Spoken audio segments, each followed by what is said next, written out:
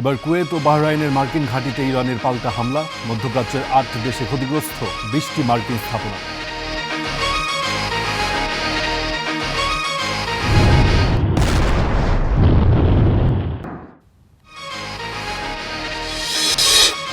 Lebanon রণাঙ্গনে আটকে আছে ইরান যুদ্ধবিরতির ভবিষ্যৎ, শান্তির অপেক্ষায় আশ্রয় কেন্দ্রে থাকা লাখো লেবানিজ।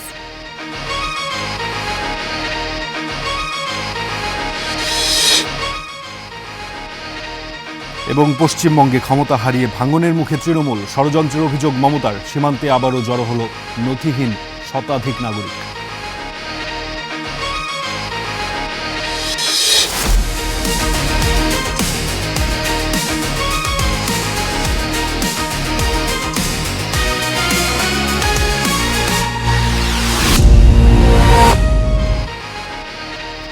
আমন্ত্রণ স্টার ওয়ার্ল্ডে, আমি ফারদিন খান আছি আপনাদের সঙ্গে। কুয়েত ও বাহরাইনের মার্কিন সামরিক ঘাঁটিতে ক্ষেপণাস্ত্র হামলা চালিয়েছে ইরান। আইআরজিসি বলছে, যুক্তরাষ্ট্রের হামলার জবাবে একটি মার্কিন বিমান ঘাঁটি ও বাহরাইনের নৌ সদর দপ্তরে থাকা হেলিকপ্টার লক্ষ্য করে এই হামলা চালানো হয়েছে। দুই পক্ষের পাল্টাপাল্টি হামলায় মধ্যপ্রাচ্য নতুন করে সংঘাতের ঝুঁকি বেড়েছে। চলমান কূটনৈতিক আলোচনাও জটিল হয়ে উঠেছে। হরমুজ প্রণালী ও কেশম দ্বীপকে কেন্দ্র করে পাল্টাপাল্টি হামলায় যুক্তরাষ্ট্র ও ইরানের মধ্যে উত্তেজনা আরও বেড়েছে। ইরানের বিপ্লবী গার্ড বাহিনী বা আইআরজিসির দাবি, মার্কিন বাহিনী হরমুজ প্রণালীর কাছে একটি ইরানি তেলবাহী ট্যাঙ্কারে হামলার পর সংঘর্ষের সূচনা। আইআরজিসি জানিয়েছে, যুক্তরাষ্ট্র কেশম দ্বীপের দক্ষিণে তাদের একটি যোগাযোগ টাওয়ারে হামলা চালায়। এর প্রতিক্রিয়ায় তারা ড্রোন ও ক্ষেপণাস্ত্র ব্যবহার করে একটি মার্কিন বিমান ঘাঁটি, বাহরাইনে অবস্থিত মার্কিন পঞ্চম নৌবহরের সদর দপ্তর এবং অঞ্চলে অবস্থানরত সামরিক হেলিকপ্টার লক্ষ্য করে হামলা চালায়। এসব দাবি সরাসরি অস্বীকার করেছে সেন্টকম। মার্কিন বাহিনীর দাবি, ইরানের কোনো হামলায় লক্ষ্যবস্তুতে আঘাত হানতে পারেনি এবং সব মার্কিন স্থাপনা নিরাপদ রয়েছে। মঙ্গলবার মার্কিন বাহিনী একটি ভিডিও প্রকাশ করে, যেখানে দেখা যায় একটি হেলফায়ার ক্ষেপণাস্ত্র একটি ট্যাঙ্কারের ইঞ্জিন কক্ষে আঘাত করছে। যুক্তরাষ্ট্রের দাবি, বতসোয়ানার পতাকাবাহী MT লেক্সি নামের ওই জাহাজটি ইরানের দিকে যাচ্ছিল এবং সতর্কবার্তা অমান্য করায় সেটিকে অচল করা হয়। অন্যদিকে যুদ্ধবন্ধে যুক্তরাষ্ট্র ও ইরানের মধ্যে আলোচনা নিয়ে দেখা দিয়েছে নতুন অনিশ্চয়তা। ইরানি সংবাদ মাধ্যম জানিয়েছে, কয়েকদিন ধরে দুদেশের মধ্যে বার্তা আদান প্রদান বন্ধ রয়েছে। তবে মার্কিন প্রেসিডেন্ট ডোনাল্ড ট্রাম্পের দাবি, আলোচনা এখনও চলমান। এছাড়া কংগ্রেসে সাক্ষ্য দিতে গিয়ে মার্কিন পররাষ্ট্রমন্ত্রী মার্কো রুবিও বলেন, হরমুজ প্রণালী উন্মুক্ত রাখার নিশ্চয়তা এবং উচ্চমাত্রায় সমৃদ্ধ ইউরেনিয়াম নিয়ে আলোচনাই এখন ওয়াশিংটনের প্রধান শর্ত। Iran is being sanctioned because they've highly enriched uranium. Iran is being sanctioned because of their nuclear activities. এদিকে হরমুজ প্রণালী দিয়ে জাহাজ চলাচল নিয়ে নতুন ঘোষণা দিয়েছে ইরান। দেশটির গণমাধ্যম জানিয়েছে, প্রণালী অতিক্রমের জন্য আবেদন ব্যবস্থা পুরোপুরি চালু করা হয়েছে। ইফফাতিরা, স্টার নিউজ। যুদ্ধ শুরুর পর ইরানের হামলায় যুক্তরাষ্ট্রের অন্তত 20টি সামরিক স্থাপনা ক্ষতিগ্রস্ত হয়েছে। মধ্যপ্রাচ্যের 8টি দেশে থাকা যুক্তরাষ্ট্রের সামরিক স্থাপনাগুলোর স্যাটেলাইট চিত্র বিশ্লেষণ করে বিবিসি এই খবর দিয়েছে। বিবিসি বলছে, ইরানের হামলার পরিধি যতটা ব্যাপক বলে স্বীকার করেছে যুক্তরাষ্ট্র, প্রকৃত ক্ষতি ছিল তার চাইতেও অনেক বেশি। মার্কিন স্থাপনাগুলোর ক্ষতির চিত্র বলছে, তেহরানের পাল্টা হামলাগুলো ছিল অনেক বেশি নিখুঁত, অনেক বেশি ব্যাপক। গেল 28 ফেব্রুয়ারি ইরানে মার্কিন ও ইসরায়েলি হামলার পর মধ্যপ্রাচ্যের 8টি দেশে একযোগে হামলা চালায় ইরান। এসব দেশে থাকা মার্কিন স্থাপনা, বিশেষ করে সামরিক কাজে ব্যবহৃত লক্ষ্যবস্তুতে হামলা চালায় ইরান। ধ্বংস বা ক্ষতিগ্রস্ত হয় এসব দেশে থাকা যুক্তরাষ্ট্রের অত্যাধুনিক আকাশ প্রতিরক্ষা ব্যবস্থা, জ্বালানি সরবরাহকারী উড়োজাহাজ ও রাডার। বিশ্লেষকরা বলছেন, মার্কিন স্থাপনাগুলোতে ক্ষয়ক্ষতির যে চিত্র দেখা গেছে তা থেকে বোঝা যায়, তেহরানের পাল্টা হামলা মার্কিন কর্মকর্তাদের স্বীকারোক্তির চেয়ে অনেক বেশি নিখুঁত ও ব্যাপক। মধ্যপ্রাচ্যে থাকা যুক্তরাষ্ট্রের 20টি সামরিক স্থাপনা ক্ষতিগ্রস্ত হওয়ার বিষয়ে নিশ্চিত করেছে বিবিসি। ক্ষতিগ্রস্ত মূল্যবান লক্ষ্যবস্তুর মধ্যে আরব আমিরাতের আল রুয়াইস ও আল সাদার এবং জর্ডানের মুয়াফফাক সালতি বিমান ঘাঁটিতে থাকা 3টি অত্যাধুনিক anti ballistic missile battery system রয়েছে। যুক্তরাষ্ট্রের কাছে এ ধরনের মাত্র 8টি ব্যাটারি রয়েছে। এই ব্যবস্থা তৈরি করতে প্রায় $100 কোটি খরচ হয়। প্রতিটি ব্যাটারি পরিচালনায় প্রায় 100 জন সেনার একটি দল প্রয়োজন। আর এটি থেকে উৎক্ষেপণ করা প্রতিটি ইন্টারসেপ্টর ক্ষেপণাস্ত্রের মূল্য প্রায় $1,27,00,000। স্যাটেলাইট চিত্র বিশ্লেষণে দেখা গেছে ইরানের হামলায় সৌদি আরবের প্রিন্স সুলতান বিমান ঘাঁটিতে যুক্তরাষ্ট্রের জ্বালানি সরবরাহকারী ও নজরদারি বিমানের ব্যাপক ক্ষতি হয়েছে। কুয়েতের আলী আল সালেম বিমান ঘাঁটি ও ক্যাম্প আরিফজানেও হামলা চালিয়েছে ইরান। স্যাটেলাইট চিত্রে জ্বালানি মজুত রাখার ধ্বংসপ্রাপ্ত বাংকার, বিমানের হ্যাঙ্গার ও সেনাদের থাকার জায়গা শনাক্ত করেছে বিবিসি। পাশাপাশি আরিফজানে defence intelligence company Janes camp ও স্যাটেলাইট যোগাযোগ যন্ত্রপাতির ব্যাপক ক্ষতি হয়েছে। প্যান্টাগনের হিসাবে অপারেশন অ্যাপিক ফিউরির মোট ব্যয় ধরা হয়েছে $2,900 কোটি। এ অর্থের একটি বড় অংশ ধ্বংস হওয়া সরঞ্জাম মেরামত বা প্রতিস্থাপনে ব্যয় হওয়ার সম্ভাবনা রয়েছে। পেন্টাগনের প্রতিবেদনে বলা হয়েছে, গত ফেব্রুয়ারি থেকে যুক্তরাষ্ট্রের অন্তত 42টি বিমান ধ্বংস বা ক্ষতিগ্রস্ত হয়েছে। এর মধ্যে F-15, F-35, 24T MQ-9 reaper drone এবং একটি A-10 প্লেন রয়েছে। বিশেষজ্ঞরা বিবিসিকে জানান, যুদ্ধে ইরানের হামলা ছিল অত্যন্ত নিখুঁত ও কৌশলী। তারা মধ্যপ্রাচ্য জুড়ে ঢালাও হামলার পরিবর্তে সীমিত ও নির্দিষ্ট লক্ষ্যে হামলা চালিয়েছে। তাদের বেশিরভাগ হামলাই ছিল কার্যকর। ইস্তিহাদুল মাহমুদ, স্টার নিউজ। কূটনৈতিক উপায়ে ইরান যুদ্ধ থেকে বেরিয়ে আসার পথ খুঁজছেন প্রেসিডেন্ট ট্রাম্প, কিন্তু তার এই নাজুক প্রচেষ্টাকে বারবার ভেস্তে দিচ্ছেন ইসরায়েলি প্রধানমন্ত্রী নেতানিয়াহু। দক্ষিণ লেবাননে আগ্রাসনের পর বৈরুতেও সেনা অভিযানের পথে হাঁটছিল নেতানিয়াহু। এ নিয়ে ইরানের হুমকির পর নেতানিয়াহুর ওপর ক্ষোভ ঝাড়েন ট্রাম্প। সব মিলিয়ে ইরানের যুদ্ধবিরতির ভবিষ্যৎ এখন আটকা পড়েছে লেবাননের রণাঙ্গনে। ভূমধ্যসাগর উপকূলে সরু ভূখণ্ডের দেশ লেবানন, যার উত্তর ও পূর্বে সিরিয়া, দক্ষিণে ইসরায়েল এবং পশ্চিমে ভূমধ্যসাগর। দেশের উপকূলীয় সমভূমিতে থাকা লেবানন পর্বতের নাম থেকেই দেশের নাম। লেবাননের সাথে ইসরায়েলের সংঘাত সেই 70 দশক থেকে। টানা 15 বছরের গৃহযুদ্ধ ও 82 সালে ইসরায়েলের সাথে হওয়া যুদ্ধের ক্ষতি কাটিয়ে উঠতে আজও লড়াই করছে লেবানন। ইসরায়েলের আগ্রাসন তখনও দেশটিকে গুঁড়িয়ে দিয়েছিল। সেই থেকে লেবানন আর ইসরায়েল এক দীর্ঘস্থায়ী সংকটের কারণ হয়ে আছে। অতীতের সংঘাতের মতো ইরান যুদ্ধেও জড়িয়েছে লেবাননের শিয়াপন্থী সশস্ত্র গোষ্ঠী হিজবুল্লাহ। আন্তর্জাতিক পরিভাষায় হিজবুল্লাহ হল ইরানের প্রক্সি। ইরানে মার্কিন ইসরায়েল হামলার পর যুদ্ধে জড়ায় হিজবুল্লাহ, আর চিরশত্রু হিজবুল্লাহকে নির্মূলে লেবাননে হামলা শুরু করে ইসরায়েল। ইরানে হামলা থামলেও লেবাননে আগ্রাসনের মাত্রা বাড়িয়ে আসছিলেন নেতানিয়াহু।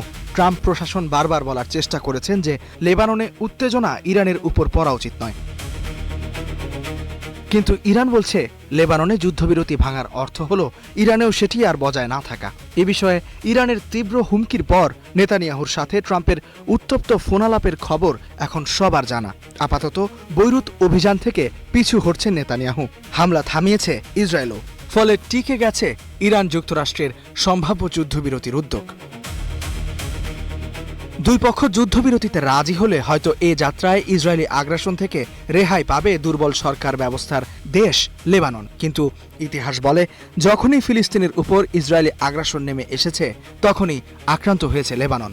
লেবাননের বেলায় ইসরায়েলের যা দরকার তা কেবল অজুহাত।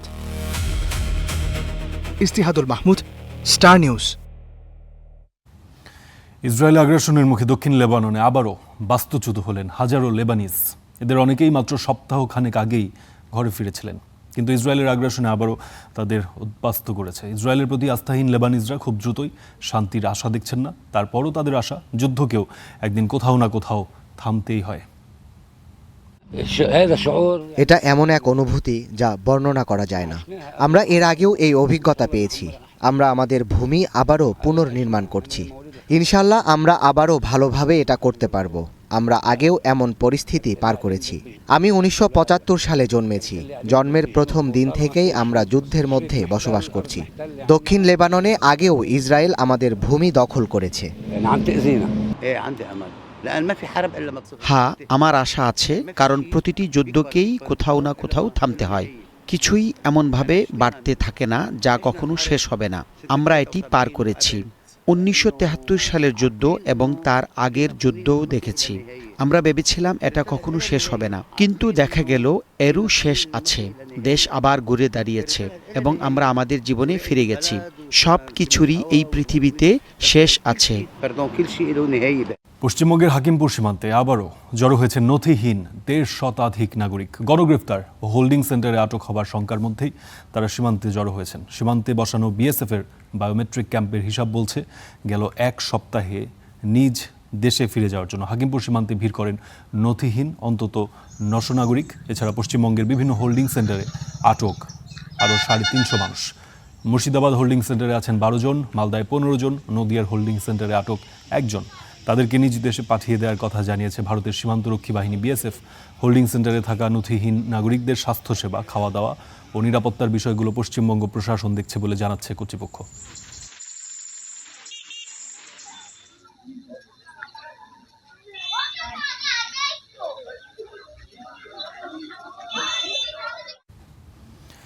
কাকে দিয়ে বাংলাদেশের শরীফ ওসমান হাদিকে হত্যা করা হয়েছে তার সবকিছুই জানেন। বিজেপি সরকারকে ইঙ্গিত করে মঙ্গলবার এমন বক্তব্য দেন পশ্চিমবঙ্গের সাবেক মুখ্যমন্ত্রী মমতা বন্দ্যোপাধ্যায়। হত্যাকারীর নাম গোপন করতে ভারতের কেন্দ্রীয় স্বরাষ্ট্রমন্ত্রী অমিত শাহ ফোন করে চাপ দিয়েছিলেন বলে অভিযোগ করেছেন তৃণমূল সভানেত্রী। ক্ষমতা হারানোর পর প্রথমবারের মতো এক রাজনৈতিক কর্মসূচিতে তিনি এমন দাবি করেন। মমতার বক্তব্য নিয়ে বাংলাদেশে চাঞ্চল্যের সৃষ্টি হলেও ভারতের মূলধারার সংবাদ মাধ্যমগুলো খবরটি নিয়ে এখনও নীরব। ভারত সরকারের পক্ষ থেকেও কোনো প্রতিক্রিয়া দেখা যায়নি। হাদি হত্যার প্রধান 2 আসামি ও সহায়তাকারী বর্তমানে ভারতের কারাগারে বন্দী। মামলার প্রধান 2 আসামি ফয়সাল ও আলমগীর দিল্লির একটি কারাগারে আছেন।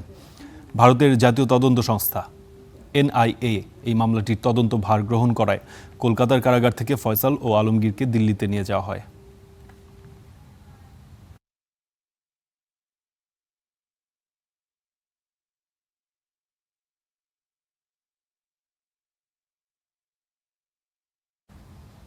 পশ্চিমবঙ্গে ক্ষমতা হারানোর পর প্রথম দল ভাঙার চেষ্টা হচ্ছে বলে অভিযোগ তুলেছেন তৃণমূল কংগ্রেসের নেতা মমতা বন্দ্যোপাধ্যায়। তার দাবি, তৃণমূল কংগ্রেস ভাঙতে মরিয়া হয়ে উঠেছে বিজেপি।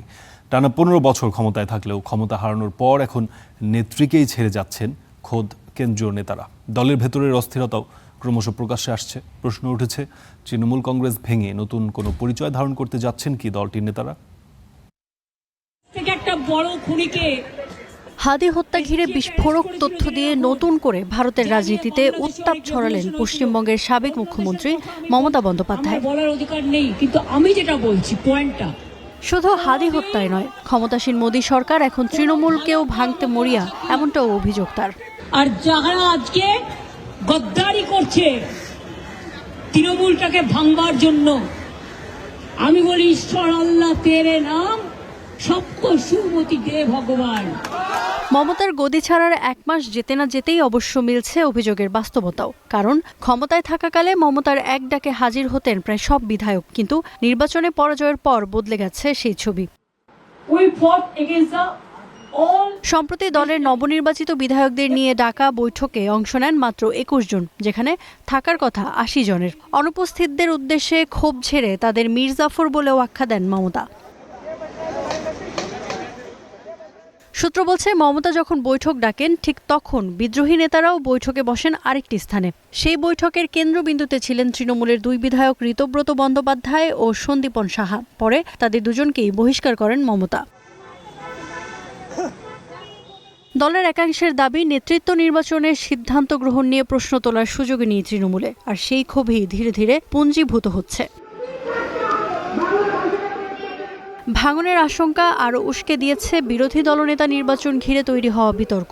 অভিযোগ উঠেছে, বিরোধী দলনেতা হিসেবে শোভনদেব চট্টোপাধ্যায়ের নাম সমর্থন করে যে প্রস্তাব জমা দেওয়া হয়েছিল তাতে একাধিক বিধায়কের স্বাক্ষর জাল হতে পারে। সেই অভিযোগের তদন্তে ইতোমধ্যেই নড়ে চড়ে বসেছে প্রশাসন। তৃণমূলের ভেতরের এসব সংকট প্রকাশ্যে আসায় প্রশ্ন উঠছে, এটি কি ইতিহাসেরই পুনরাবৃত্তি? কারণ একসময় কংগ্রেস ভেঙে তৃণমূল কংগ্রেস গড়ে রাজনৈতিক উত্থানের পথ তৈরি করেছিলেন মমতা বন্দ্যোপাধ্যায়। প্রায় 3 দশক পর সেই তৃণমূল কংগ্রেসই এখন অভ্যন্তরীণ সংকটের সবচেয়ে কঠিন পরীক্ষার মুখে। ইফফাতিরা, স্টার নিউজ। পশ্চিমবঙ্গের ক্ষমতায় এসে প্রতিশ্রুতি অনুযায়ী সরকারি বাসে নারীদের বিনা ভাড়ায় যাতায়াত সুবিধা নিশ্চিত করল বিজেপি সরকার। সোমবার থেকে রাজ্যের সরকারি পরিবহন ব্যবস্থায় এই সুবিধা কার্যকর হয়েছে। আধার কার্ড ও স্বাস্থ্য কার্ড সহ 12 ধরনের সরকারি পরিচয়পত্রের যে কোনো একটি দেখালেই মিলছে বিনামূল্যে এই যাতায়াত সুবিধা। লোকাল বাসের পাশাপাশি দূরপাল্লার সরকারি বাসেও এই সুবিধা পাচ্ছেন নারী যাত্রীরা। পশ্চিমবঙ্গে নারীদের জন্য চালু হলো সরকারি বাসে বিনামূল্যে যাতায়াতের সুবিধা। 1 জুন থেকে এই সুবিধা চালু করেছে পশ্চিমবঙ্গের রাজ্য সরকার। এসি এবং নন এসি লোকাল বাসই শুধু নয়, দূরপাল্লার সরকারি বাসেও এই সুবিধা পাবেন রাজ্যের নারীরা। তবে দেখাতে হবে বৈধ পরিচয়পত্র। কন্ডাক্টরকে বৈধ পরিচয়পত্র দেখালেই নারী যাত্রীদের মিলবে 0 ভ্যালু টিকিট। এই টিকিটের জন্য কোনো মূল্য পরিশোধ করতে হবে না। এমন সুবিধা পেয়ে সন্তুষ্ট যাত্রীরা। তবে বিনামূল্যে ভাড়াসহ পর্যাপ্ত সিটিং সুবিধার দাবি জানান অনেকে। আমি ভেবেছিলাম যে আজ হয়তো কোনো প্রবলেম হতে পারে, কিন্তু দেখছি না, আগে থেকে একটা আলাদা কাউন্টার খোলা হয়েছে সরকারি টিকিটটা বিনামূল্যে দেওয়ার জন্য। সরকারি বাস ফ্রি করেছে, মহিলাদের জন্য সবটাই ঠিক আছে, কিন্তু মহিলাদের সুরক্ষিতভাবে পৌঁছতে পারে এটাই আমি সরকারকে বলবো যেন রাখে। মহিলাদের জন্য সিট যেন থাকে, কারণ এর জন্য মহিলারা যদি সিট না পায় তাতে কোনো লাভ হবে না ফ্রি করে। সরকারি নির্দেশনা অনুযায়ী আধার কার্ড, স্বাস্থ্য কার্ড সহ 12 ধরনের সরকারি পরিচয়পত্র গ্রহণ করা হচ্ছে। এর মধ্যে যে কোনো একটি সঙ্গে থাকলেই নারীরা বিনামূল্যে এই পরিষেবা পাবেন। পরবর্তীতে নারী যাত্রীদের জন্য চালু হবে স্মার্ট কার্ড। স্মার্ট কার্ড ব্যবস্থা পুরোপুরি চালুর আগ পর্যন্ত বিকল্প পদ্ধতিতেই এই পরিষেবা চলবে। বিধানসভা নির্বাচনে বিজেপির প্রতিশ্রুতি ছিল তারা ক্ষমতায় এলে নারীদের বিনামূল্যে সরকারি বাস যাত্রার সুবিধা দেবে। ক্ষমতায় আসার 1 মাসের মধ্যেই সেই প্রতিশ্রুতি পূরণ করেছে শুভেন্দু অধিকারীর সরকার। কাজী শাহরিন, স্টার নিউজ। গেল বছর প্রাণ হারানো হেনরি নোভাক নামের এক শিক্ষার্থীর মৃত্যুকে ঘিরে যুক্তরাজ্যে নতুন করে আবারও বিক্ষোভ ছড়িয়েছে। মঙ্গলবার প্রতিবাদ জানাতে রাস্তায় নামে শত শত মানুষ। বিক্ষোভকারীদের ছত্রভঙ্গ করতে পেপার স্প্রে ব্যবহার করেছে পুলিশ। দুপক্ষের মধ্যে ছড়ায় ব্যাপক সংঘর্ষও। আইনশৃঙ্খলা রক্ষাকারীদের দিকে ইটপাটকেল ও ময়লার ছুঁড়ে মারে ক্ষুব্ধ জনতা। গেল ডিসেম্বরে বিক্রম দিগওয়া নামের এক ব্যক্তির ছুরিকাঘাতে মারা যায় হেনরি নোভাক। পুলিশের বডি ক্যামের ফুটেজে দেখা যায় নোভাক বারবার বলছিলেন যে তাকে ছুরিকাঘাত করা হয়েছে, তিনি নিঃশ্বাস নিতে পারছেন না, কিন্তু পুলিশ তার কথা বিশ্বাস করেনি। পরে রক্তক্ষরণে মৃত্যু হয় নোভাকের। মঙ্গলবার এই ফুটেজ প্রকাশের পর ক্ষোভে ফেটে পড়ে সাধারণ মানুষ।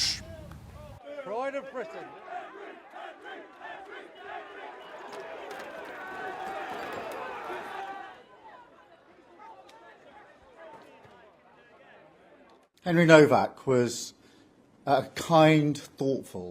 17 বছর বয়সী ছেলের বাবা হিসেবে ফুটেজটি দেখে আমি অসুস্থ বোধ করছি। Independent office for police conduct এই ঘটনার তদন্ত করছে। এখানে স্পষ্টতই কিছু গুরুতর প্রশ্ন রয়েছে, যার উত্তর খুঁজে বের করা জরুরি। বিশেষ করে বর্ণবাদের অভিযোগ এই মামলার সিদ্ধান্ত গ্রহণের প্রক্রিয়াকে কিভাবে প্রভাবিত করেছিল সেটি। 4 দিনের কর্মসপ্তাহ চালুর দাবিকে কেন্দ্র করে লন্ডনের মেট্রো শ্রমিকরা ধর্মঘটে নেমেছেন। 24 ঘন্টার এই ধর্মঘটে লন্ডনে যোগাযোগ ব্যবস্থা কার্যত অচল হয়ে পড়ে। ধর্মঘটে প্রায় অর্ধেক চালক অংশ নেওয়ার কারণে অনেক রুটে মেট্রো চলাচল বন্ধ হয়ে যায়। কোথাও কোথাও মেট্রো যোগাযোগ মারাত্মকভাবে ব্যাহত হয়। তবে এলিজাবেথ লাইন, লন্ডন ওভারগ্রাউন্ড ও DLR স্বাভাবিকভাবেই চলাচল করছে। বাস চললেও অতিরিক্ত যাত্রী ও সড়কে যানজটের কারণে নাগরিকদের ভোগান্তি বেড়েছে। মেট্রো চালকরা 4 দিনের কর্মসপ্তাহ চালু, কর্মীদের দীর্ঘ শিফট বাতিল ও নিরাপত্তা সংক্রান্ত সুযোগ সুবিধার দাবি জানিয়ে আসছেন। আলোচনা হলেও কোনো সমাধান না হওয়ায় ধর্মঘট চলমান রয়েছে। আগামী বৃহস্পতিবার আরও একটি ধর্মঘটের ডাক দিয়েছে শ্রমিকরা।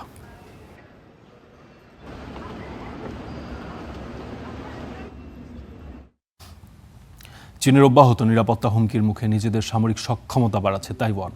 চীন সাগরের দ্বীপগুলো রক্ষায় এবার রোবট কুকুর মোতায়েন করেছে দেশটি। তাইওয়ানের সামরিক শিক্ষা বিষয়ক প্রতিষ্ঠান national Chungshan institute of science and technology যুক্তরাষ্ট্রের প্রযুক্তির সহায়তায় 3 ধরনের রোবট কুকুর তৈরি করেছে। রোবটগুলোর পিঠে নিজস্ব প্রযুক্তি সংযোজন করে এই রোবটকে বার্তা আদান প্রদান ও অস্ত্রে সজ্জিত করা হয়েছে।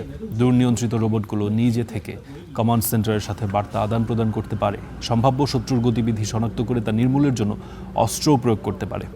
দক্ষিণ চীন সাগরে তাইওয়ান নিয়ন্ত্রিত দ্বীপগুলোর চারপাশে চীনের সামরিক উপস্থিতি বাড়ার প্রেক্ষাপটে এমন ব্যবস্থা নিচ্ছে তাইপে। এই দ্বীপগুলোতে কোনো বেসামরিক নাগরিক বসবাস করে না, তবে তাইপের কোস্ট গার্ড সদস্যরা অবস্থান করেন।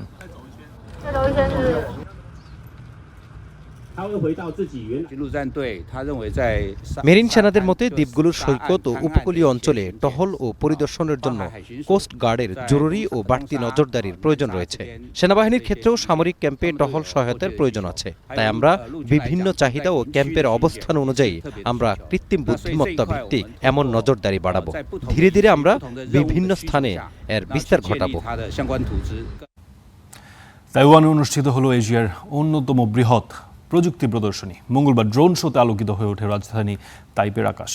ড্রোনগুলো বিখ্যাত আকাশচুম্বী ভবন তাইপেই 1-এর কাছে নানা প্রতিকৃতি ফুটিয়ে তুলছে। শত শত ড্রোন দিয়ে আকাশের গায়ে আগা হয় বিশাল আকৃতির রোবট, গাড়ি ও বিভিন্ন প্রতিকৃতি।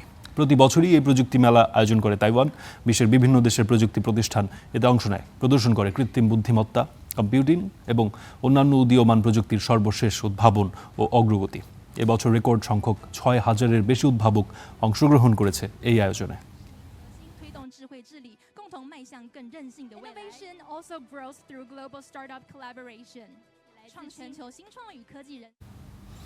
এই ছিল স্টার ওয়ার্ল্ডে, আপনাদের সঙ্গে ছিলাম আমি ফারদিন খান।